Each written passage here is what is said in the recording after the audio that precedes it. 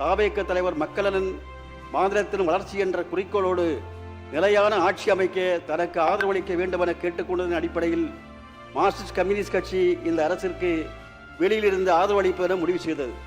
தமிழகத்தில் நடந்து முடிந்த சட்டசபை தேர்தலில் எந்த ஒரு கட்சிக்கும் தனிப்பெரும்பான்மையுடன் ஆட்சி அமைக்கும் வகையில் தமிழக மக்கள் தீர்ப்பு வழங்கவில்லை.